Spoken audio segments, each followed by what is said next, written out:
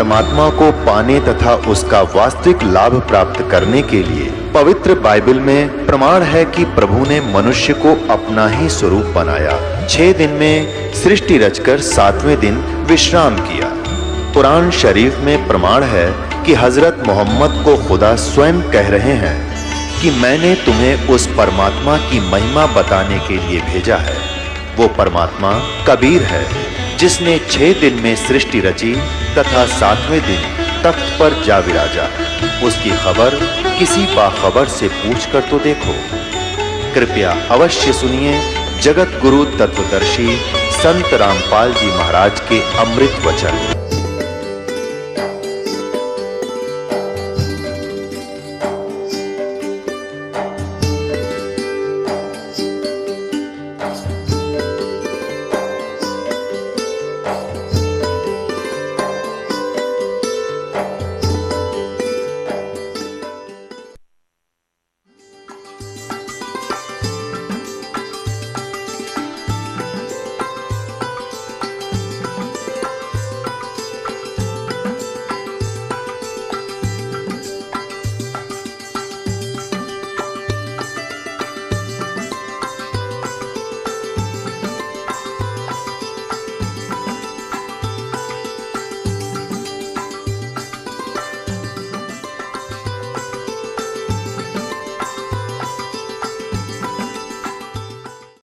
उस भक्ति से मुझे लाभ तो कुछ मिलता नहीं था, लेकिन श्रद्धा से, क्योंकि परमात्मा में सोचती थी कि कभी ना कभी तो सुनेंगे और कभी कभी तो मुझे कुछ मिलेगा, राहत मिलेगी। बस मैं ये नहीं सोचती कोई मुक्ति तो मुझे पता नहीं था कि क्या मुक्ति का मार्ग भी होता है, कुछ होता है। मैं यही सोचती थी जन्मना है मरना है, लेकिन ये मुझे कुछ पता ही नहीं था और यहाँ आने के बाद मुझे पता लगा। गुड़िया, आप भक्ति करते थे देवी माँ की और याद करते थे परमपिता परमात्मा को कि वो कभी न कभी आपकी सुनेंगे। फिर आप परम संत सतगुरु रामपाल जी महाराज की शरण में कैसे आए? मैं परम संत मेरे पूज्य गुरुदेव जी सतगुरु रामपाल जी महाराज की शरण में, जैसे कि मैं छोटी थी तब से ही मेरी किताबों में ज़्यादा ही ध्यान था। मैं हर एक किताब को पढ़ती थी। जब मैं एक बार मेरे मामा जी के यहाँ गई तो उनके पास कुछ किताबें होती थी, जैसे कि वो राधा स्वामी जाते थे तो वहाँ की भी किताबें होती थी, तो उन किताबों को मैं कभी कभी पढ़ा करती थी। एक दिन जब मैं वहाँ पे गई तो मैं जाते ही से किताब हाथ में ली तो मेरे हाथ में ज्ञान गंगा किताब आई, तो उस किताब को मैंने पढ़ा। तो मैंने सबसे पहले तो यही पढ़ा, एकदम मेरे को वो जो सूची थी उसमें लिखा होता ब्रह्मा विष्णु महेश की उत्पत्ति, तो मैंने वो पढ़ा। मैंने कहा ये ज्ञान तो कभी मैंने देखा नहीं था ना सुना था। तो वो पढ़ते ही मेरे को लगा कि हाँ कुछ इस किताब में कुछ है। तो मैं एक रात रुकी थी वहाँ पे, तो मैंने कहा मामा जी मैं ये किताब लेके जाऊँगी। उन्होंने मना कर दिया कि नहीं, जो तेरे गांव में है उनको मैंने एक और किताब दे रखी है, उससे ले लेना। तो मैंने कहा नहीं मैं तो यही लेके जाऊंगी। फिर मैं मामा जी के यहाँ से वो किताब लेके घर आ गई। फिर उसको मैंने 1-2 बार तो पढ़ा, लेकिन फिर कुछ पता नहीं परमात्मा की मर्जी क्या हुई, उसको फिर ध्यान में नहीं रखा, फिर उसको रख दिया। इतने में फिर जो थोड़े दिन बीते, इसके बाद फिर मेरे हाथ में आई वो किताब। फिर मैंने अच्छे से, परमात्मा ने मुझे फिर याद दिलाया वो बातें। मैं पढ़ते पढ़ते फिर मैं परमात्मा को याद करने लगी कि हे परमात्मा आप इतने दिन से कहाँ थे कि ये किताब मुझे संदेश पहुँचा कर भी और इतने दिन मुझसे दूर रहे। परमात्मा मुझे कब बुलाओगे? फिर मैं थोड़े दिन बाद ही मैं परमात्मा का फ़ोटो अपने हाथों से जो कि वो ब्रह्मांड में जो परमेश्वर कबीर साहब का फ़ोटो है, उस फ़ोटो को मैं लीड से अपनी कापियों में उतारती रही। उतारते ही फिर इसके बाद में परमात्मा ने मेरी सुनी। मैं रोज़ याद करती थी कि हाँ अब है परमात्मा तो कबीर साहब है और सतगुरु रामपाल जी महाराज है और कोई नहीं है। लेकिन मैं आ नहीं पा रही थी कि मैं कैसे जाऊं बरवाला सतलोक आश्रम, कैसे जाऊं। मैं पापा को रात की 1-1 बजे तक समझाती थी कि पापा ऐसा ज्ञान है, और अगर परमात्मा है तो वही है, नहीं तो पृथ्वी पे कहीं है नहीं। तो पापा कहते थे बेटा मैं पढ़ा लिखा नहीं हूँ और बाहर के कुछ देख नहीं रखा है, मैं कैसे पहुँचाऊँ, कैसे जाएँ वहाँ पे। तो मैंने कहा कि कुछ भी हो परमात्मा कभी तो मुझे बुलाएंगे। मैं फिर परमात्मा की याद करते करते बस मैंने जो देवी देवता की, जो देवी जी की मैंने मूर्तियाँ रख रखी थी और जो दीपक लगाती थी रोज़ रोज़, वो सब उससे पहले ही मैंने एक पॉलीथीन में रख कर सब इकट्ठा करके अलग रख दिया था। मैं पूजा भी नहीं करने चाहती। फिर इसके बाद जब वही किताब, एक जो मेरे गांव का मुकेश नाम का लड़का है, उसका पैर का ऑपरेशन हो चुका था, उसका पैर सड़ने लग गया था, तो वो ले जाता था। उसने पढ़ के वो यहाँ आया और उसने मुझे बताया भी नहीं कि मैं वहाँ गया था। और फिर वो जब 15 दिन हो गए उसको यहाँ से चले गया, तब मैं एक दिन मेरे भैया उनके घर पे टीवी चल रही थी, गुरुजी के प्रवचन आ रहे थे, तो भैया ने देखा तो गुरुजी राधा स्वामी वाला जो पुस्तक थी उसको पढ़ के सुना रहे थे, और फिर जिसके बाद बता रहे थे कि जो राधा स्वामी जाता है वो काल के नाम देते हैं, सब बता रहे थे। तो भैया ने मुझे बताया कि अनीता तूने सुना है, समाचार पे आ रहा है कि राधा स्वामी जाने वाले सब काल लोक में जाएंगे। तो मैं भी चली गई वहाँ पे टीवी देखने। मैंने थोड़ी सी झलक देखी, और जबकि उस ज्ञान गंगा में पता नहीं किसी ने उस फोटो को निकाल दिया था। उस ज्ञान गंगा में गुरुजी का फ़ोटो नहीं था, बस कबीर साहिब का था। ब्रह्मांड में जो ये अगले शुरू के पेज में रहता है वो फ़ोटो नहीं था, मैं पहचान नहीं पाई। मैंने ही सोचा कि हाँ शायद परमात्मा, मैंने सोचा कि हाँ शायद इसी में आ रहा होगा, कुछ समाचार आ रहे होंगे। लेकिन एकदम मैंने नीचे पढ़ा तो गुरुजी रामपाल जी महाराज और ज्ञान गंगा पुस्तक लिखा हुआ था। तब तो मेरे दिमाग में कुछ सेट नहीं हुआ। फिर मैं घर जब गई तो घर जाते हैं मैं लेट रही थी, फिर मुझे याद आया कि हाँ यार, एकदम से याद आया कि ज्ञान गंगा पुस्तक और संत रामपाल जी महाराज जी वो लिखा हुआ था। फिर मैंने सुबह उन भैया से पूछा कि भैया ये क्या है, ज्ञान गंगा का ज्ञान बता रहे थे कि हाँ वही संत सतगुरु रामपाल जी महाराज है। मैंने कहा मुझे परमात्मा ने बुला लिया है। फिर मेरी उसी दिन से बहुत तेज़ लगन हो गई। मैंने कहा अब तो मुझे कोई नहीं रोक सकता, बस परमात्मा ने अब मुझे बुला लिया। उसे फिर 15 दिन के बाद मैं यहाँ पे आ गई, मामा जी के यहाँ गई। मैंने सोचा वहाँ से पुस्तक लेके आई थी उनको बता दूँ। मैंने उनको 7 दिन तक बताया, 7 दिन वहाँ रही, मैंने सुनाया खूब। तो वो कहते थे कि तू वहाँ गई नहीं, इसके पहले तुझे ऐसा क्यों कह रही है, तू सबके बारे में ऐसा बोल रही है और तुझे कैसे पता। मैंने कहा मैं गई या ना गई, लेकिन सत्य है और परमात्मा है तो बरवाला में, नहीं तो और कहीं है ही नहीं।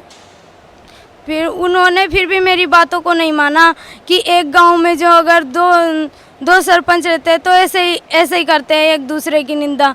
मैंने कहा ये निंदा नहीं है, मैंने कहा निंदा नहीं है ये, आप नहीं मानोगे और मैं एक दिन वहाँ जाके रहूँगी और बताऊँगी तो आपको फिर कि कौन है परमात्मा। एक दिन आपके सामने यही आ जाएगा। इसके बाद फिर मैं 7 दिन बाद यहाँ जब लौट के आई तो मैंने 5 अप्रैल 2013 को नाम ले लिया। गुड़िया, परम संत सतगुरु रामपाल जी महाराज से नाम उपदेश लेने के बाद आपको क्या लाभ मिला? पहला लाभ तो यह मिला कि मुझे मुक्ति का मार्ग मिल गया, मुझे परमात्मा मिल गया। और दूसरा लाभ यह है कि मेरे घर में इतनी अशांति थी और जो नया घर बनवाया था उस एक घर तो हम छोड़ चुके थे क्योंकि उसमें बहुत परेशानियाँ थी।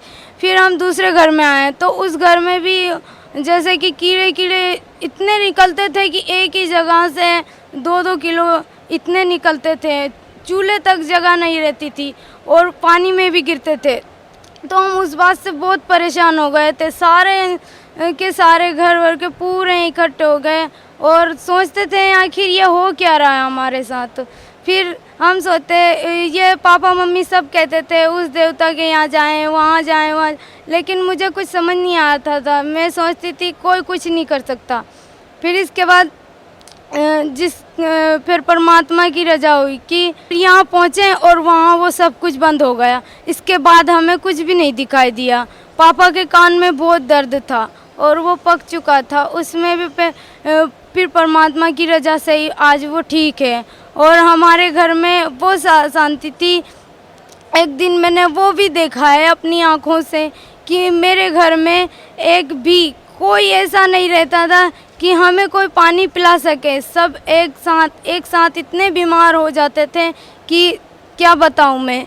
लेकिन आज एक भी इंसान हमारे घर में सब स्वस्थ है, खूब अच्छे हैं। बढ़िया। भक्त समाज को क्या संदेश देना चाहते हैं आप? मैं भक्त समाज को सबसे हाथ जोड़कर यही कहना चाहती हूँ कि अगर आपको परमात्मा चाहिए और मोक्ष चाहिए तो बरवाला श्लोक आश्रम में आइए और इन सब की झूठी बातों को न मानिए। और आप सोचते हो, सब कहते हैं कि वो गुरुजी तो निंदा करते हैं, वो निंदा नहीं करते हैं। क्या कभी आपके सामने किसी ने किसी को पानी में जहर घोल के और देना चाहता था और किसी ने देख लिया तो क्या वो इंसान उससे बोल देगा तो वो निंदा होगी क्या? उसने तो उसकी जान बचाई है, वो निंदा नहीं है। मेरा यही संदेश है कि परमात्मा तो हमें वो उजाला दिखा रहे हैं जो हमें अभी तक अंधेरे में रखा है, इसको निंदा नहीं कहा जाता है। और मेरा उनसे भी यही प्रार्थना है कि इस बात को सत्य माने और परमात्मा है तो सतलोक आश्रम में बरवाला में है और कहीं नहीं। और एक बात और मैं यही कहना चाहती हूँ कि परमात्मा मुझे रोज़ सपने में आशीर्वाद देते थे, लेकिन अभी 8-10 दिन हुए थे तब से मुझे परमात्मा आशीर्वाद नहीं देते थे। तो मैं जब से यहाँ बहुत ही परेशान थी, तो मैं घर से भी इसीलिए आई थी कि मुझसे कुछ गलती हुई नहीं, फिर भी क्या हुआ है पता नहीं परमात्मा। तो यहाँ आने के बाद ही मैंने फिर देखा, यहाँ भी मैं 2 दिन की थी, मैं गुरुजी से प्रार्थना किया तो गुरुजी ने सुने नहीं। और आज मैंने जब प्रार्थना किया गुरुजी ने कह दिया कि बेटा सब ठीक हो जाएगा। इसके पहले मुझे सत्संग में पहले तो बिल्कुल नींद नहीं आती थी और 2 दिन की मैं सत्संग कल भी सुना था, तब भी मुझे सत्संग में सुन नहीं पा रही थी। और आज मैंने सत्संग सुना, आज की बात है, बस गुरुजी ने मुझे आशीर्वाद देकर जब से कहा कि बेटी सब ठीक होगा, आज मैंने इतने अच्छे से सत्संग सुना और मेरे अंदर जो भी बाहर सा हो रहा था मुझे अशांति हो रही थी। चाहे किसी आश्रम में किसी से भी पूछ लेना, मैं कितनी उदास थी और क्या थी। अभी 2-3 दिन हुए, 2 दिन हुए, लेकिन आज मुझे फिर से हुआ कि हाँ परमात्मा, फिर मैं वैसी की वैसी हो गई हूँ फिर अच्छे से। और आज मुझे परमात्मा ने कहा, जब से ही मैंने आज सत्संग भी सुना है और मैं खूब अच्छी हूँ जी। मेरी भक्त समाज से यही प्रार्थना है कि लोक आश्रम बरवाला जिला हिसार में आकर नाम लेकर अपना मोक्ष करवाएं। धन्यवाद आपका, बहुत बहुत धन्यवाद। नमस्कार सर। सत्या भगत जी। क्या शुभ नाम है जी आप जी का? मेरा नाम है भगत ऐश्वर्य खरबंदा, भगत ऐश्वर्य दास। सर कहाँ से आए आप? सर मैं लखनऊ से आया, यूपी से। सर परम संत सतगुरु रामपाल जी महाराज की शरण में आने से पहले आप कौन सी भक्ति करते थे? सर सदगुरु रामपाल जी शरण में आने से पहले मैं छोटे में गुरुद्वारे जाया करता था, क्योंकि मैं बाई कास्ट पंजाबी हूँ। पहले गुरुद्वारा जाया करता था, वहाँ पे कीर्तन भजन वगैरह किया करता था, लेकिन उससे मुझे कोई लाभ नहीं हो रहा था। उस समय मैं पढ़ाई कर रहा था, मेरे मार्क्स वगैरह बहुत कम आते थे। जब थोड़ा बड़ा हुआ तो मैंने दुर्गा की भक्ति की, दुर्गा के मंदिरों में जाता था, उनकी पूजा अर्चना वगैरह करता था, नवरात्रि के व्रत वगैरह भी रहा। जब तक मेरी जॉब वगैरह वो लगा, मेरी पढ़ाई कंप्लीट हुई, मैं डेंटिस्ट हूँ, तो जब मेरी पढ़ाई वगैरह कंप्लीट हुई तो मेरे को आर्थिक तंगी बहुत आ गई। मेरे पर्स में ये समझ लीजिए भगत जी 10 रुपये भी नहीं रहते थे। एक बार ऐसी स्थिति आ गई कि मैं अपनी शादी के बाद भक्तमती के साथ एक जगह रेस्टोरेंट में खाना खाने गया था और उस समय मेरे पर्स में 10 रुपये भी नहीं थे। फिर उसके बाद मैंने विष्णु जी की बहुत भक्ति की, लेकिन इन सारी भक्तियों से मुझे कोई लाभ नहीं हो रहा था, बल्कि मुझे आर्थिक तंगी और मेंटल टॉर्चर वगैरह इस तरीके की परेशानियां झेलनी पड़ रही थी। सर आप परम संत सतगुरु रामपाल जी महाराज की शरण में कैसे आए? सर मैं परम संत सदगुरु रामपाल जी शरण में आया अपने पिताजी की बदौलत। मेरे पिताजी भगत नरेंद्र दास, उन्होंने पहले यहाँ से 2 साल पहले नाम दीक्षा ले रखी थी। उन्होंने मुझसे कहा कि ऐसा है, तुम पहले गुरु जी के बारे में जान लो कि क्या है गुरु जी, ये सख्त स्वयं परमात्मा आए हुए हैं। लेकिन मैं उनकी बातों में विश्वास नहीं मानता था, क्योंकि बाप बेटे का रिश्ता था, इसलिए झगड़ा बहुत करता था। लेकिन उन्होंने मुझको रिश्ता दे के कहा कि तुम एक बार देख लो परिभाषा प्रभु की कि इसमें क्या है। तो मैंने लग के 2 महीने नवंबर और दिसंबर परिभाषा प्रभु की मैंने लग के देखी। तो जब गुरु जी ने सारे सदग्रंथ खोल खोल के दिखाए तो मुझे विश्वास नहीं हुआ कि ऐसी किताबें दिखा रहे होंगे, मुझे विश्वास नहीं होता है। लेकिन जब सारी उन्होंने दिखाए, गोरखपुर की गीता दिखाई और वेद दिखाए, तो मुझे कुछ लगा कि हाँ ज़रूर हो सकता है कुछ सच्चाई हो। तो मैं मार्केट गया, ये सारी पुस्तकें मैंने खरीदी, गीता खरीदा और पुराण खरीदे। मैंने खोल खोल के वही प्रश्न देखा तो मेरी आंखें फटी की फटी रह गई। मेरे को विश्वास नहीं हो रहा था कि ये सब कुछ आज तक हम लोगों को आचार्य मंडलेश्वर वगैरह बेवकूफ़ बनाते रहे, और इस ग्रंथ में ये बात छुपी हुई थी, कभी खोल के नहीं देखा। और आज गुरु जी हमें ऐसे मिले जिन्होंने हमें धीरे धीरे करके पूरी गीता पढ़ा दी, सारे वेद पुराण खोल के दिखा दिए। पूरी विश्व में ऐसा कोई संत नहीं होगा जिन्होंने सारे वेद पुराण, वेद कतेब, सारी किताबें, कुरान शरीफ और बाइबल सब कुछ खोल खोल के दिखाया कि देखो इसमें परमात्मा के बारे में क्या लिखा है, क्या उसमें परमात्मा की जानकारी दी है। क्योंकि मुझे परमात्मा का पहले से लगाव था, और जो दुर्गा की भक्ति कर रहा था उसमें कोई भी फ़ायदा नहीं होता था। नवरात्रि होती थी, दशहरा में सारे पंडालों में जा जा के मैं मत्था टेकता था, वैष्णो देवी तक हुआया, लेकिन मुझको कोई लाभ नहीं हो रहा था। सबसे बुरा मुझे जो परेशानी थी ये थी कि मेरी मम्मी जो है वो डायबिटीज़ की घोर पेशेंट है। इतनी ज़्यादा उनको डायबिटीज़ रहती थी कि उनको आँखें उनकी जा चुकी थी, उनके लीवर किडनी में प्रॉब्लम आ गई थी, ख़ास तौर से लंग्स और हार्ट में प्रॉब्लम आई थी। उनका बीपी अचानक बहुत ज़्यादा बढ़ गया। अगर उस समय संत रामपाल जी महाराज सीधे नाम ना लिए होते तो आज शायद हम अपनी मम्मी का चेहरा नहीं देख रहे होते। गुरु जी के बारे में जानकारी हुई, परिभाषा प्रभु के देख के मेरे पिताजी ने कहा कि एक बार देखो। फिर मैंने 2 महीने लग के, जून, अगस्त, नवंबर और दिसंबर लग के मैंने वो परिभाषा प्रभु की देखी। तो उसके बाद मेरी आंखें फटी की फटी रह गई। फिर मैंने फरवरी में 28 फरवरी सन 2013 को यहाँ पे आके नाम उपदेश लिया गुरु जी से, और साथ में मेरे पापा भी आए थे। उस समय मैं गुरु जी के सामने आके बहुत रोया था। अच्छा, उससे पहले गुरु जी मुझको सपने में आके एक बार दर्शन दे चुके थे। उन्होंने कहा था कि तुम्हारे 5 दरवाजे हैं जो बिल्कुल लॉक हो रखे हैं, काल ने तुम्हें बंद कर रखा है, मेरे पास आओ बरवाला में, मैं तुमको नाम दूंगा जिससे तुम्हारे दरवाजे खुलेंगे और तुम्हारा भाग्य का उदय होगा। परम संत सतगुरु रामपाल जी महाराज से नाम उपदेश लेने के बाद आपको क्या लाभ मिला? तब परम संत रामपाल जी महाराज से उपदेश लेने के बाद मेरा सबसे बड़ा जो मेन लाभ हुआ है वो ये हुआ है कि मेरी माँ मरते मरते एक बार बुरी तरीके से बची है। उनकी आईसाइट जा चुकी थी, उनकी आईसाइट वापस आ गई। आपको मैं बता रहा हूँ कि शंकर नेत्रालय चेन्नई में इलाज करा के दिख चुका था। वहाँ के डॉक्टरों ने मना कर दिया था कि इनकी आँखें दोबारा नहीं आएंगी। वो 5 साल से अंधे का जीवन व्यतीत कर रही थी। उसके बाद फिर उनके लंग्स में प्रॉब्लम आ गई, उनका अचानक बीपी हाई हो गया, वो मरने की कगार में पहुंच गई थी। लखनऊ पीजीआई में दिखाया, डॉक्टरों ने जवाब दे दिया कि अब इनको बचना मुश्किल है, आप कहीं भी एडमिट कराइए, प्राइवेट कराइए या सरकारी कराइए, इनका बचना मुश्किल है। हम लोग बहुत ज़्यादा परेशान हो गए। इनको तुरंत ट्रॉमा सेंटर ले गए KGMC में, वहाँ पर एडमिट कराया। डॉक्टरों ने इलाज शुरू किया। अब चूँकि गुरुजी से नाम ले रखा था तो हम लोगों को इतना विश्वास था कि हम लोगों के साथ अनहोनी तो कोई नहीं होगी। फिर चूँकि उस समय मैं अपने घर में अकेला हूँ, कोई मेरा बहन भाई नहीं है, मैं अकेला हूँ, मेरी भक्तमती थी। तो उस समय चूँकि घर में हम दोनों ही अकेले थे, मम्मी की हालत बिगड़ती चली जा रही थी, तो उनको हम लोग किसी तरीके से गाड़ी में लाद के ट्रॉमा सेंटर ले गए।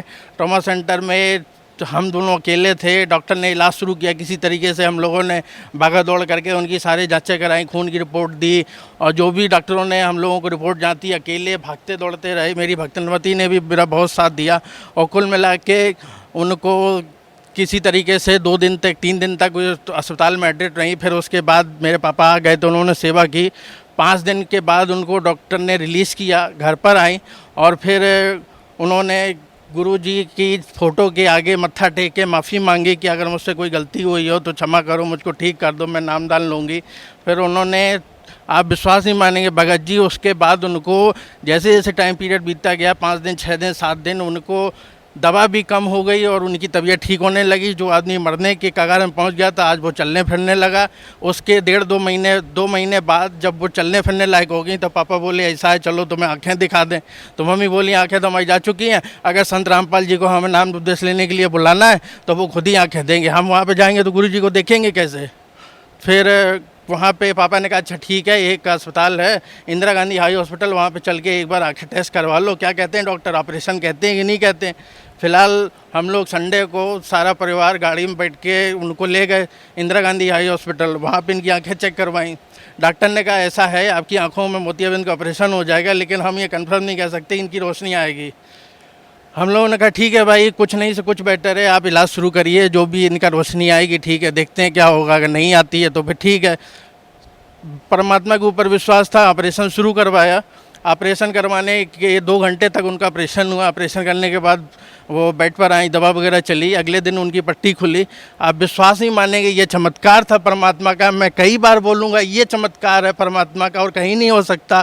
उनकी आंखों में रोशनी आ गई, आज वो देख सकती हैं, सारा काम कर सकती हैं घर का। जो लेडीज 5 साल से अंधी थी, आज वो अपना सुई धागा डाल के सिलाई कर ले रही हैं, सारा अपना लिखाई पढ़ाई का काम कर ले रही हैं, सारा वर्क घर का कर ले रही हैं। इससे बड़ा कोई चमत्कार शायद कहीं नहीं होगा।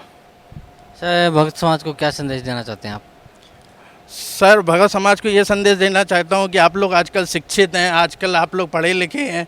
अपनी जो घर में पुस्तकें हैं, चूँकि मैं छोटा था, देखता था जैसे पंडित कहते थे वैसा आप लोग करते थे। कोई बोलता था पंडित जी किसी के यहाँ कोई डेथ हो गई, कोई बोलता था श्राद्ध निकाल लो, श्राद्ध निकाल लिया। पंडित जी ने बोला आप बाल निकलवा दो, बाल निकलवा दिए। कम से कम आप लोग पढ़े लिखे हैं, शिक्षित हैं, आपके घर में पुस्तकें मौजूद हैं, एक बार उन पुस्तकों को खोल के देखें।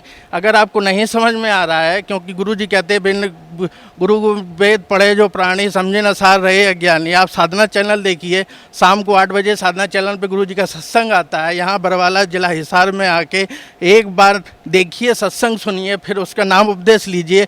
कब तक आप इन पंडितों और मंडलेश्वर शंकराचार्यों के कहने के मुताबिक आप काम करते रहेंगे? ये लोग शास्त्र विरुद्ध साधना करवा रहे हैं। जो हमारे गीता और वेदों में लिखा हुआ है उसके हमेशा विपरीत साधना करवा रहे हैं। आप लोग अंधे बन के इनके ऊपर विश्वास किए हैं कि जो पंडित जी बोल रहे हैं वो सही है, लेकिन एक बार अपनी पुस्तकें खोल के देखिए कि जो पंडित जी बोलने का इनको ज्ञान है कि नहीं है, कि आपने इन्हीं के बल पे छोड़ दिया, जो ये बताएंगे वो सही है। क्या आपके घर में किसी बात की दिक्कत नहीं है? क्या आपको रोग नहीं लगा? जैसे आज मेरी माँ को रोग लगा था, मरते मरते बची है। मुझको आर्थिक तंगी थी, मेरे पास पैसे ही नहीं रहते थे। आज जब से गुरु जी से नाम लिया है, मेरे पर्स में इतना रहने लगा है कि मैं अपनी जीविका चला लेता हूँ, अपनी भक्तमती को कुछ पैसा बचा के दे देता हूँ, अपनी क्लिनिक में माल भर लेता हूँ।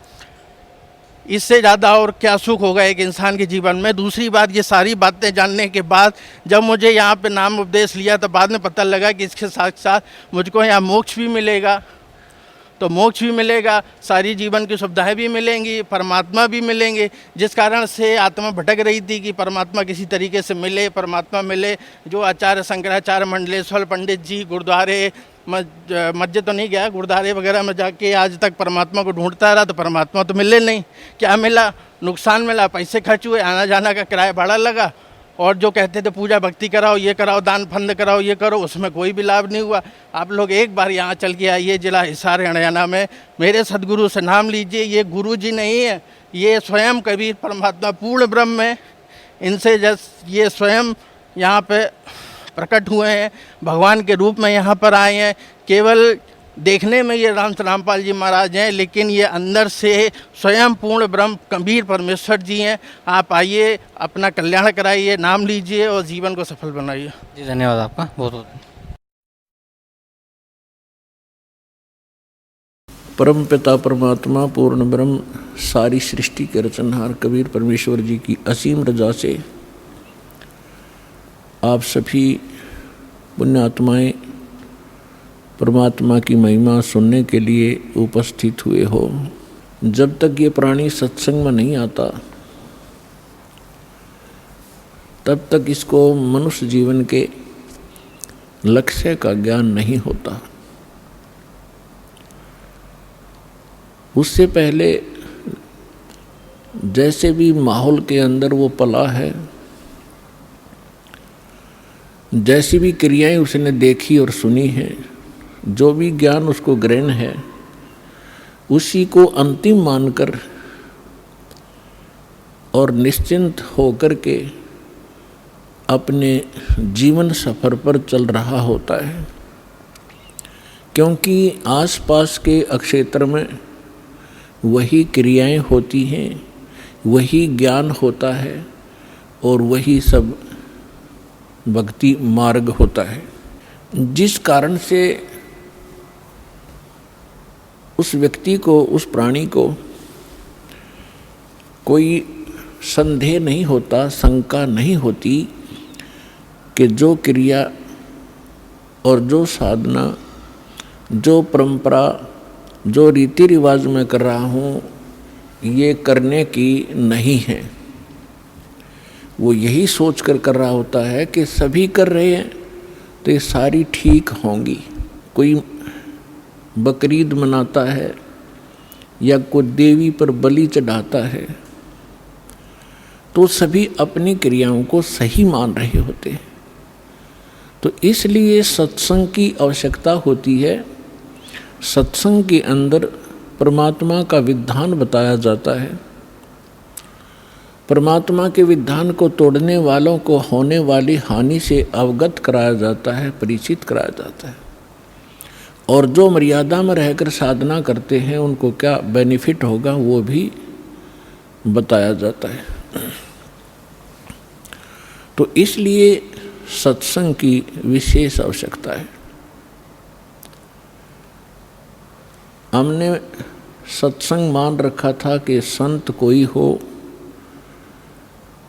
वो जैसा ज्ञान देता है वो सत्संग ही होता है। नहीं, सत्संग के अर्थ से पता लगता है कि जहाँ सच्चाई का साथ हो वो सत्य संग होता है, अन्यथा वो सत्संग नहीं है, बेशक से उसका नाम सत्संग हो। तो वर्तमान के अंदर आज तक उन महापुरुषों को छोड़कर जिनको भगवान मिले उनकी अमृतवाणी के अंदर सत्संग है, या स्वयं परमेश्वर ने आके जो ज्ञान दिया वो सत्संग है। हमारे सदग्रंथों के अंदर सत्संग है और उन सदग्रंथों से हटकर उन महापुरुषों की वाणी से भिन्न कोई ज्ञान देता है, सत्संग करता है, वो डुप्लीकेट है। और डुप्लीकेट से आप खूब परिचित हैं। कोई डुप्लीकेट पासपोर्ट बनाता है, उस समय तो वो बिल्कुल ठीक लगता है आपको क्योंकि ज्ञान नहीं, और जिस समय उस पासपोर्ट की आवश्यकता पड़ेगी वहाँ पता चलेगा तो उस समय वो यूजलेस होगा, आपका सारा जीवन व्यर्थ हो चुका होगा। तो यहाँ आपको पूरे जीवन में या तो सत्संग से आप अपने उस पासपोर्ट को यानी अपने ज्ञान और साधना को सत्संग से ही तुलना कर सकते हो। सत्संग से उसको कंपेयर किया जा सकता है कि मेरा ज्ञान ठीक है, मेरी भक्ति ठीक है या नहीं है। अन्यथा फिर आपको उस समय पता चलेगा जब आप धर्मराज के दरबार में खड़े होगे। उस समय आपका वो डुप्लीकेट नाम, डुप्लीकेट ज्ञान और वो डुप्लीकेट गुरु कुछ काम नहीं आएगा। उस समय बहुत देर हो चुकी होगी। तो इसलिए पुण्यात्माओं सतर्क हो। बहुत जन्म खो दिए आपने इस भांग के बाड़े, नकली संतों के पास। आज दया बख्शी है परमात्मा ने अपने बच्चों पर, आपको शिक्षित किया है और परमात्मा ने इस दास को यहाँ आपके लिए भेजा है, तत्व ज्ञान युक्त किया है। इसको ग्रहण करो और जहाँ तक संभव हो, आपकी पहुँच हो, वहाँ तक इसकी चर्चा अवश्य करो, आपको बहुत पुण्य होगा। जिस प्रकार जंगल में भटके हुए व्यक्ति को और कोई हाथ पकड़कर सही मार्ग पर लाकर खड़ा कर दे, कितना बड़ा उपकार होता है। इतना ही उपकार आपको होगा उन भटके हुए प्राणियों को जो काल के दूतों को फंसकर अपना जीवन नाश कर रहे हैं, उनको लाकर के बरवाला में दीक्षा दिला देने से आपको बहुत पुण्य होगा। जैसे परमात्मा ने यहाँ तक कहा है कि 1000 गऊ हत्ते में कोई काट रहा हो कसाई, और उनसे छुटवा कर उनको बाहर अच्छे चरागाह में छोड़ दिया जाए, तो इतना पुण्य उस प्राणी को होगा जो एक जीव को काल के खेमे से निकाल के और सतलोक आश्रम बरवाला में जोड़ देगा। ये सत्कर मान लेना।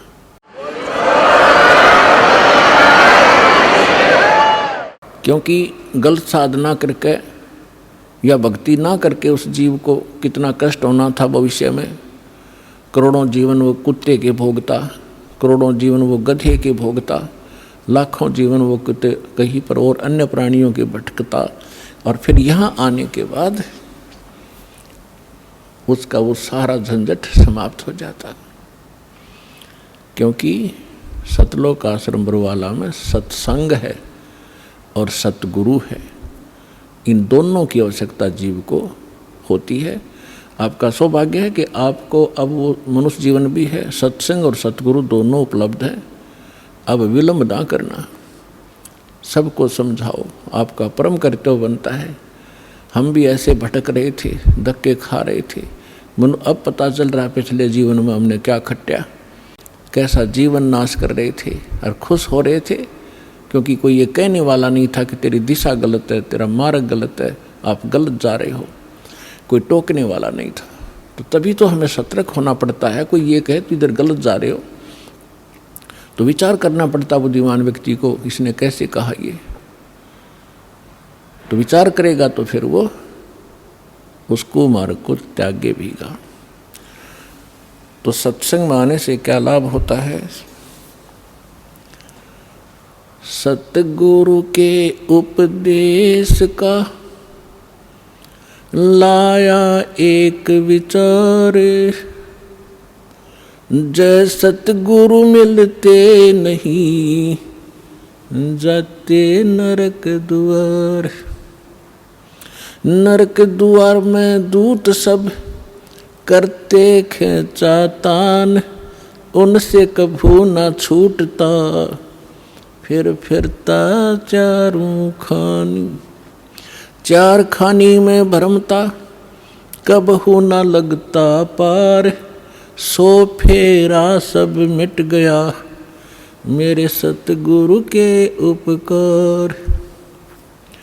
सात समुद्र की मसी करूं, लेखनी करूं बन राय, धरती का कागज करूं गुरु गुण लिखो न जाए। परमेश्वर ने अपनी महिमा बताने के लिए, आपको सही दिशा देने के लिए अधिक उदाहरण अपने ऊपर ही दिए हैं। क्योंकि परमात्मा कहीं खड़े हो जाते थे चौराहे पर और एक इकतारा लेकर के आवाज़ लगाते थे ताकि लोग इकट्ठे हों। जैसे कोई रीछ नचाने वाला खड़ा होकर डुगडुगी बजाने लग जाता है, लोग अट्रैक्ट होते हैं, क्या हो रहा है देखें जाकर। तो आपके लिए परमात्मा ऐसे खड़े कर रहा है, ऐसे धाड़े भुगत रहा है, किसी प्रकार तुम्हें बुद्धि आवे। आप कहाँ पड़े हो, कभी विचार नहीं लगाया आपने। इस झूठे सुख को सुख कहे ये मान रहा मनमोद, यू सकल चबीना काल का कुछ मुख में कुछ गोद। तो खड़े होकर कहा करते परमात्मा, सतगुरु के उपदेश का लाया एक विचार, जय सतगुरु मिलते नहीं जाते नरक द्वार। तो परमात्मा ने पद्य भाग का सहारा इसलिए लिया क्योंकि हमारे अंदर एक विकार है कान का, जो हम शब्द विषय है हमारे अंदर। तो उस विकार के कारण परमात्मा अट्रैक्ट करते थे। सुरीली आवाज़ थी दाता की, वाणी में इतना अट्रैक्शन आत्मा को पकड़ के खींच लेता है। क्योंकि परमात्मा की वाणी आत्मा के लिए ही होती है। तो वहाँ समझाया करते थे, अपने आप ही बताते थे। जब वो बार बार न्यू का मैं भगवान होता, लोग डले मारने लग जाए थोड़े दिन में, हमारी आदत खराब हो चुकी है। तो उन्होंने कहा कि भाई सतगुरु से उपदेश लेने के बाद अब हिसाब लगाया, उसका विचार किया कि सतगुरु के उपदेश का लाया एक विचार, जय सतगुरु मिलते नहीं, ये नकली गुरु भी हों और साधना भी गलत कर रहे हो, शास्त्र भी गीता का मनमाना आचरण कर रहे हो, उनका भी कोई लाभ नहीं। सतगुरु के उपदेश का लाया एक विचार और जय सतगुरु मिलते नहीं, जाते नरक द्वार। नरक द्वार में दूत सब करते खेचातान, उनसे कभू ना छूटते, फिर फिरते चारों खान। जैसे ग्रुप के ग्रुप करोड़ों की संख्या में नकली संतों के पास हैं, ये सारे के सारे मृत्यु के उपरांत नरक में ठोके जाएंगे। और जब नरक में डाले जाते हैं, यम के दूत बहुत संख्या के अंदर हैं, 12 करोड़ की संख्या है उन यम के दूतों की। तो इनको जब आदेश हो जाता है धर्मराज का कि इतने इतने इतने इनको नरक डालो, जिनका अच्छे संस्कार उनको स्वर्ग भेज दिया। यहाँ तो इतना ही है, स्वर्ग या नरक 2 स्थान है, और तीसरा फिर 84 लाख योनियों में पुनः पटक दे। तो उनको आदेश दे दिया जाता है कि इन सबको नरक भेज दो। अब पूरे उस ग्रुप के ग्रुप को 1 लाख डेली यहाँ से जाते हैं, उनमें से कुछ स्वर्ग, कुछ 84 लाख योनियों में और बाकी नरक में। तो भाले ले करके, लठ ले कर, एक सूक्ष्म शरीर है इसके अंदर, उस सूक्ष्म शरीर के अंदर प्राणी जब तक नेक्स्ट योनि प्राप्त नहीं करता, नेक्स्ट शरीर नहीं प्राप्त करता, तब तक उसका फेस, उसका आकार ज्यों का त्यों रहेगा, एज इट इज, जैसा इस शरीर में। ये शरीर तो ऐसा समझो जैसे सर्प वो कैंचुली छोड़ देता है। सर्प ने कैंचुली छोड़ दी तो वह सर्प जैसी दिखा करे, लेकिन ओरिजिनल सर्प अन्य है। इसी प्रकार इसके अंदर एक शरीर और है, या ऊपर की कैंचुली है, ये कवर है आपका। तो वो जो शरीर है उसमें जीव मरता नहीं, उसमें दर्द पीड़ा घनी होती है। तो उसमें ऐसा लठ मारते हैं, वो भाले ठोकते हैं, उनकी मर्यादा तोड़कर इधर उधर चलते हैं। सामने हाहाकार मच रही होती है, जहाँ उनको ठोका जाता है नरक के अंदर तड़फ रहे हैं, हाहाकार मच रही है, किसी को ऐसे गंदा स्थान है वहाँ पर, तो उसमें उनको भेजा जाता है कि चलो अब वहाँ कैसे जाएं। वो सब उल्टे उल्टे हटते हैं और पीछे तो वो लठ मारे, उसके बाले ठोके, जबरदस्ती डाल देते हैं उसको। तो परमात्मा कहते नरक द्वार में दूत सब वहाँ करते खेचाता है, हम वापस भागेंगे, वो ठाठा पटकेंगे और उनसे कभू ना छूटता। उसके बाद फिर फिरता चारों खानी, 4 खानी में, ये 84 लाख योनियों के शरीरों में, 4 खानी में भ्रमता में कभू ना लगता पार। और सो फेरा सब मिट गया मेरे सतगुरु के उपकार। क्यों सारा झंझट बाईपास कर दिया उस सतगुरु ने। इतने दुख आपकी बला टलेगी इस सच्चे नाम को लेने से, कबीर परमात्मा की शरण में आने से, सतलोक वाश्रम बरवाला में आकर दीक्षा ग्रहण करने से। फिर परमात्मा कहते हैं ऐसे सतगुरु के फिर गुणगान क्या करूं। आप तो बालक हो, कोई दूसरी कक्षा का, कोई पहली कक्षा का, कोई वैसे सत्संग सुन करने के लिए आया है, लेकिन जब आप इस अध्यात्म ज्ञान से परिचित हो जाओगे, आपकी आंखों से आंसू पड़ा करेंगे। अब तो अफलातून होया फिर ये पुरानी छोटी सी पोस्ट मिल गई, कोठी और कार होगी, मोटरसाइकिल होगी, कोई व्यवसाय बन गया छोटा सा, या कितने कोई अधिकारी लग गया। तो परमात्मा याद दिलाना चाहते हैं कि ये सुख तो थोड़े से दिन का है, 10-20 वर्ष का। रिटायर होने के बाद फिर उसकी आंख भी खुल जाती है, या क्या बनेगी तेरे साथ में। कोई ड्राइवर भी ना मिलता है IAS IPS को, न्यू अंडे सैर सपट्टे करते हो पार्का में, ना घर के सुने, बहू गाड़ दें जाते ही सारी तनख्वाह बच्चे ले लें। क्योंकि जो बैटरी जब तक चार्ज रही, पिछले पुण्य थे तब तक तो वो खूब प्रभु पाक रहा था, और जब वो डिस्चार्ज हो गया, अगर चार्जर है नहीं, भक्ति ठीक करी नहीं, तो कहते हैं संशय शोक सराय में सूतक दिन राती, और जीवत जग में जूते पड़े फिर जम तोड़े छाती। इनके लिए यही बुरा हाल हो लेगा बुढ़ापे में। यहाँ जीवत जग में जूते पड़े और फिर जम तोड़े छाती, यम के दूत फिर आगे इनकी छाती तोड़ेंगे, इनको कूटेंगे गिर के, और फिर 84 लाख योनियों में ठोके जाएंगे। तो यहाँ परमात्मा कहते हैं 7 समंदर की मसीह करूं, लेखनी करूं बन राय, धरती का कागज करूं, गुरु गुण लिख्यो न जाए। अब लिख कर देखो, गुरु ऐसे सतगुरु का, संत का गुण लिख कर देखो।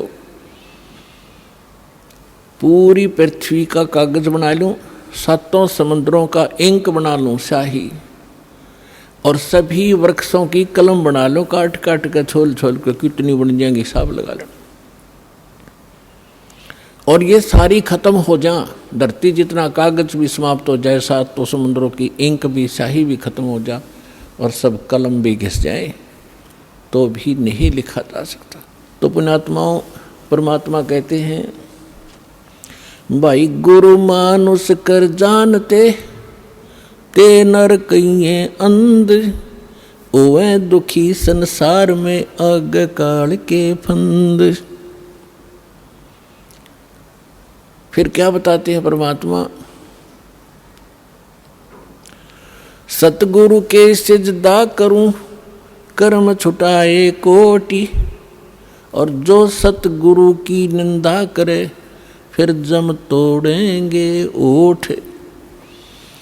कि ऐसे महापुरुष ने, जिसने हमारे को कितने पापों से बचा दिया, बीड़ी शराब मांस तम्बाकू के अवगुण बताकर हमें वहाँ से उनसे छुटकारा दिलवाया, और ऐसे अनमोल भगवान की पहचान कराई, और ऐसा अनमोल मंत्र दे दिया जो आज तक ऋषि महर्षि और ब्रह्मा विष्णु महेश के कान भी नहीं पड़ा। तो फिर कहते हैं सतगुरु के सिजदा करूं, जिसने कर्म छुटाए कोट, करोड़ों कर्मों से बचा दिया। और जो ऐसे सतगुरु की निंदा करे, उसको घोर पाप लगता है, अर्थात वो फिर इतनी सजा का पात्र बनता है, जम यम के दूत उसके होठ तोड़ेंगे। होठ फोड़ेंगे मतलब कि ऐसा बुरी तरह पीटेंगे कि तय लागो, ये नहीं देखेंगे इसके, ये यहाँ नहीं मारेंगे होठों पर, तो कहते हैं उसके फिर जम तोड़ेंगे होठ। कहने का भाव यह है कि उसको बहुत भयंकर सजा मिलेगी। तो पुण्यात्माओं, सत्संग से ज्ञान होता है। जैसे आप कल के सत्संग में सुन रहे थे कि धर्मदास नाम के एक महापुरुष जैसा परमात्मा लीला करता है, उस आधार से उनको मिले। परमात्मा की गुणों में लिखा है कि वो परमात्मा प्रत्येक युग में ऐसी लीलाएं करता है। सतलोक में रहता है, सचखंड में अविनाशी स्थान, शाश्वत स्थान पर रहता है, वहाँ उनका ठिकाना है। परमात्मा मनुष्य दृश्य है। आज तक ये हमारे ऋषि महर्षि हमें ये निर्णय करके नहीं दे सके कौन तो भगवान है और कैसा उसका आकार है और कहाँ रहता है, उसके पाने का मंत्र कौन सा है, और जो ज्ञान आप दे रहे उसका प्रमाण कहाँ है। लोक वेद सुनाया करते, अपनी अपनी दंत कथा सुनाया करते, तो अपनी अपनी कह गए इस दुनिया के माँ, और बिन साहेब की बंदगी कहीं ठोर ठिकाना ना। तो पुण्यात्माओं, अभी तक हमारे को वो ये पता ही नहीं था कि भगवान वास्तव में है कौन। हम विष्णु जी की पूजा करते थे और फिर कहते थे ध्यान लगाते हैं, क्या देखा कि प्रकाश देखा। भगवान कैसा? भगवान निराकार है। फिर श्री विष्णु जी क्या है, हमारी बुद्धि बालकों जैसी थी, स्थिर नहीं थी, हमें पता ही नहीं था, क्योंकि हमें गुरु ऐसे मिले थे। तो परमात्मा कहते हैं, मां मुंडू उस संत की जिस तन संशय ना जावे। कहते इसे संत ने छोड़ दे तुरंत, जो शंका निवारण नहीं कर सकता सारी। तो आज तक हम जितने भी सत्संग सुना करते थे या अनुभव पढ़ा करते थे संतों के, उनसे संशय समाप्त नहीं होता था, लेकिन हम श्रद्धालु होने के नाते उनको पढ़ते ही रहते थे। तो परमात्मा का एक विधान है, परमात्मा उसी विधान अनुसार अपने सब कार्य करते हैं। परमेश्वर सतलोक में रहते हैं, जिसको गीता जी में शाश्वत स्थान कहा है, सनातन परमधाम कहते हैं। और वहाँ परमात्मा मनुष्य दृश्य है, एक सिंहासन पर विराजमान है। एक बहुत बड़ा गुम्बद है परमात्मा के ऊपर, बहुत बड़ा एक मंदिर नुमा आकार का, उसके सेंटर में परमात्मा का सिंहासन है। उसके ऊपर मुकुट धारण करके परमात्मा बैठे हैं और सिर पर छत्र है। सिर पर छत्र है दाता का, श्वेत छित्र है। और फिर यहाँ जब आते हैं अपने, वहाँ परमात्मा के रूप एक रोमकूप में करोड़ सूर्य मिला दे, करोड़ चंद्रमा, इनकी रोशनी भी फीकी पड़े, इतना नूर है दाता का। यहाँ आते हैं तो शोभा को कम कर लेते हैं, हल्का तेज पुंज का शरीर बना लेते हैं, सरल करके आते हैं। यदि वो इसी रूप में यहाँ आ जाए तो हमारी चरम दृष्टि देख नहीं सकती, जैसे उल्लू सूर्य को नहीं देख सकता। इसलिए परमात्मा एक अपने तेज पुंज का हल्का शरीर बनाकर आते हैं, और वो मनुष्य दर्श तो है ही हैं, अपने एज इट इज रूप में हमसे मिलते हैं, बातें करते हैं। लेकिन हमारे को ज्ञान गलत प्राप्त होता है, परमात्मा की डेफिनेशन गलत होती है, हमने ग्रहण कर रखी होती है। इसलिए हम भगवान को निराकार मानते रहते हैं, और साधु उनको संत मान करके ही हम उनको फ्री कर देते थे। तो धर्मदास जी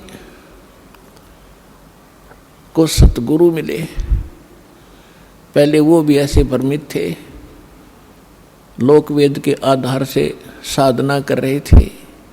परमेश्वर कबीर साहब जी कहते हैं, जब आपको ये अध्यात्म ज्ञान होगा तो आप क्या कहोगे, पीछे लग गया जाऊं था मैं लोक वेद के साथ, रस्ते में सतगुरु मिले दीपक दे दिया हाथ। लोकवेद होता है दंत कथा, अक्षेत्रीय ज्ञान, जिस क्षेत्र में जैसी परंपराएं, जैसी साधना होती है उसको लोक वेद कहते हैं। वो सबके मुंह पर चढ़ा हुआ होता है कि ये भगवान है, ये भगवान है। चाहे कोई किसी भी देव को पूज रहा है, या कोई मजार पूज रहा है, या किसी की यादगार पूज रहा है, उन्हीं को सत्य मान रहे हैं। तो परमात्मा कहते हैं कि हम पहले हमारे लिए कह रहे हैं, वो तो मालिक थे। जैसे दास पहले भगवान विष्णु जी का पुजारी था, और साथ में शंकर जी को भी पैरेलल आदर दिया करते थे। हनुमान जी का विशेष पुजारी था, और भी अपना जो परंपरागत देवता बाबा श्याम जी या नारी पूजा थी। तो ये साधना हम कर रहे थे।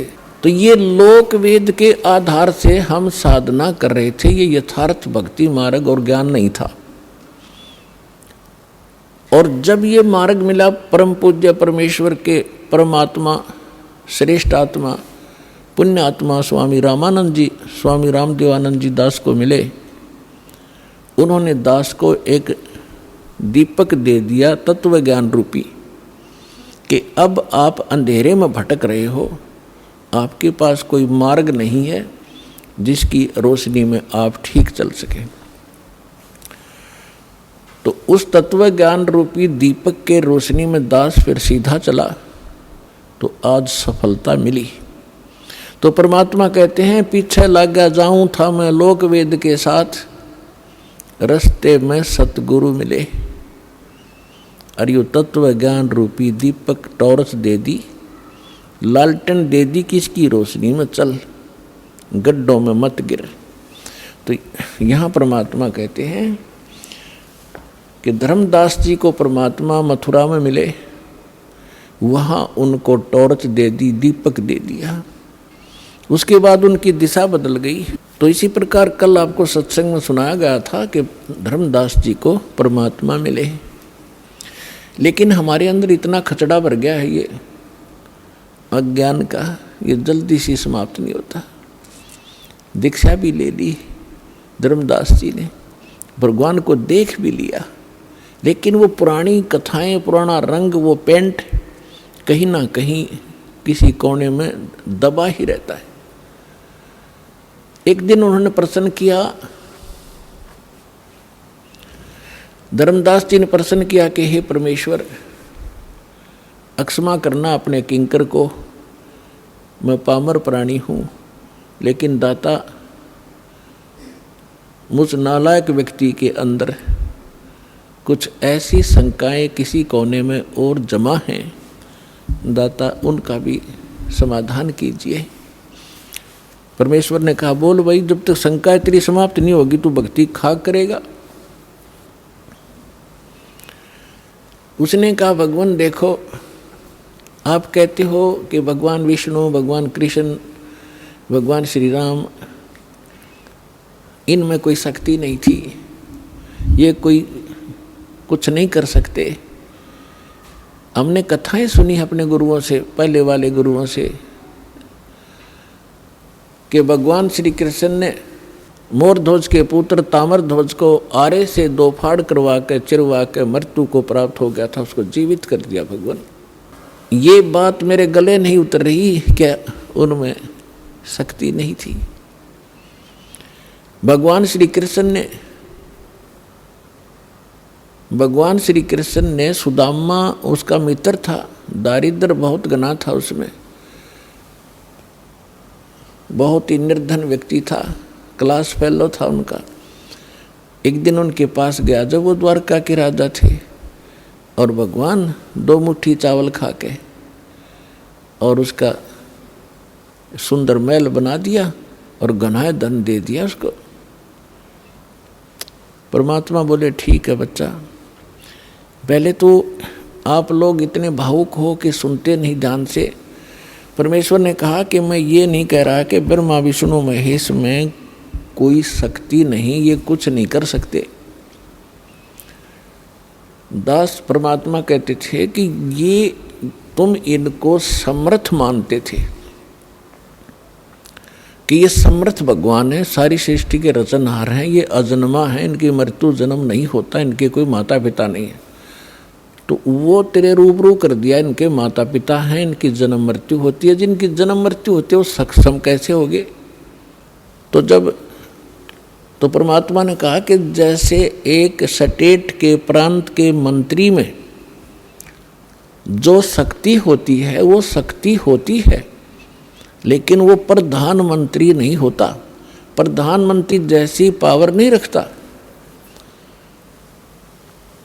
अब परमात्मा ने बताया कि आप कह रहे हो श्री कृष्ण भगवान ने मोर ध्वज के पुत्र ताम्र ध्वज को तो वहाँ जाके और शर्त रखती कि हम, मेरा शेर जो है सिंह, ये मांस खाएगा और आपके परिवार के एक सदस्य का खाएगा। जित कथा आपने सुन रखी बहुत बार, ये नहीं सुनाऊंगा आज। ऐसा ही किया गया, ताम्र ध्वज ने को चीरा गया, वो मर गया और श्री कृष्ण ने जीवित भी कर दिया। उनकी परीक्षा ली, वो सफल हुए। ठीक है, अब यहाँ तो श्री कृष्ण ने ताम्र ध्वज तो जीवित कर दिया। जब महाभारत के युद्ध में उसकी बहन सुभद्रा का पुत्र अभिमन्यु युद्ध में मारा गया चक्रव्यूह में, सुभद्रा रोए, 500 पांडव रोए, उनका कुल नाश होए, और श्री कृष्ण रोए बैठ के, तब वो क्यों नहीं जीवित कर सके अभिमन्यु को? अब हमारी इतनी बुद्धि थी, धर्मदास चुप हो गया। कहा भगवान, या तो बात कभी ध्यान में आई ही नहीं हमारे। इसलिए परमात्मा कहते हैं, गुरु बिन काहु न पाया ज्ञाना, जो थोथा भूस छड़े मूड किसाना। तुम थोथा भूस छड़ रहे थे अभी तक, और सारे तुम्हारे गुरु सिर पैर तानी कथा सुनाते राम बिलनी की, बस खाई रोटी जाओ जय बोलो। ये कोई कहानी थी? ये कोई ज्ञान था तुम्हारा? तब परमात्मा से धर्मदास जी ने पूछा कि भगवान फिर कारण क्या था? कारण ये था कि ताम्रध्वज की आयु शेष थी और इतनी शक्ति ये रखते हैं, ये तो ऋषि महर्षि रखते हैं। ऐसी तो गोरखनाथ जी ने अपने गुरु मच्छंद्रनाथ का फूका हुआ शरीर अस्थियां उठा के और उसको जीवित करके मच्छंद्रनाथ बना दिया। श्री कृष्ण जी ने केकला तोड़ दिया, क्योंकि जब तक शेष आयु है ये आयु नहीं बढ़ा सकते तुम्हारे भगवान। ताम्रध्वज की आयु शेष थी, इसने जीवित कर दिया। और अभिमन्यु की आयु नहीं थी, इतना ही संस्कार था, उसको जीवित नहीं कर सके। समरथ का शरणाग हो रंग होरी हो, भाई कदे न हो ए काज राम रंग होरी हो। होरी मान खुशी कि समर्थ की शरण ग्रहण करो। अगर आपकी आयु भी ना होगी तो भी वो परमात्मा आपकी आयु बढ़ा सकता है। समर्थ, इसका वेद प्रमाण देते हैं। ऋग्वेद मंडल नंबर 10 सूक्त 161 मंत्र 2 में स्पष्ट किया हुआ है कि परमात्मा रोगी को भी स्वस्थ कर सकता है, उसकी आयु भी शेष ना रही हो और धर्मराज के पास भी चला गया हो, वहाँ से भी छुटवा के ला सकता है और उसको आगे और भी 100 वर्ष की आयु जीने के लिए वो दे सकता है।